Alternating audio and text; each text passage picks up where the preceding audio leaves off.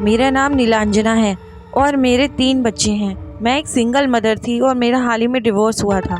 ये उस समय की बात है जब मेरी फाइनेंशियल कंडीशन इसी वजह से बहुत ही ख़राब थी।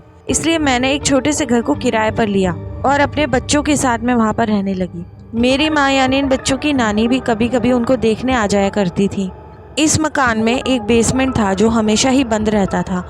मैंने कभी उसे खोलने की कोशिश नहीं की, लेकिन एक रात को मुझे उस कमरे से मेरे सबसे छोटे बेटे के चिल्लाने की आवाज़ें आने लगी। मैं दौड़कर बेसमेंट के पास पहुंची। अंदर से मेरा बच्चा मुझे बचाओ बचाओ की आवाज़ें लगा रहा था।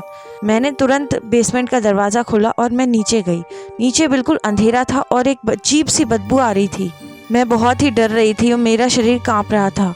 बेसमेंट में लाइट का कोई भी स्विच नहीं था, लेकिन मैं अपनी टॉर्च लेकर आई थी तो मैं अंधेरे में टॉर्च से देखने लगी। अचानक से जैसे मेरी टॉर्च एक दीवार पर पड़ी तो मुझे वहाँ एक परछाई दिखाई दी।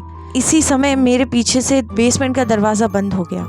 फिर मुझे ऐसा लगा किसी ने मेरा पैर पकड़ लिया है और वो किसी बड़े आदमी का हाथ था, ना कि किसी छोटे बच्चे का, जिससे मैं और डर गई और इतना ज़्यादा डर गई कि मैं चिल्ला के वहीं बेहोश हो गई। जब मेरी आँख खुली तब मुझे लगा कि शायद ये सब मेरा एक बुरा सपना था। लेकिन अब ऐसा हर रात होने लगा। मुझे बेसमेंट से मेरे बच्चे की चिल्लाने की आवाज़ें आने लगी। अब मैं जाकर सीधे अपने बच्चे को देखती तो वो अपने कमरे में आराम से सोया होता था और सेम उसी की आवाज़ में कोई मुझे माँ माँ कहकर बेसमेंट से बुला रहा होता था। इन सब चीज़ों से मैं बहुत ज़्यादा डर गई। मैंने आस पड़ोस के लोगों से इस बारे में पूछा तो उन्होंने कहा कि आपसे पहले यहाँ पर जो औरत रहने आई थी वो भी एक सिंगल मदर थी और उसका एक छोटा सा बेटा था, लेकिन वो औरत बहुत ही ख़राब थी। वो बहुत ज़्यादा शराब पीती थी और अपने बच्चे को बहुत मारती थी।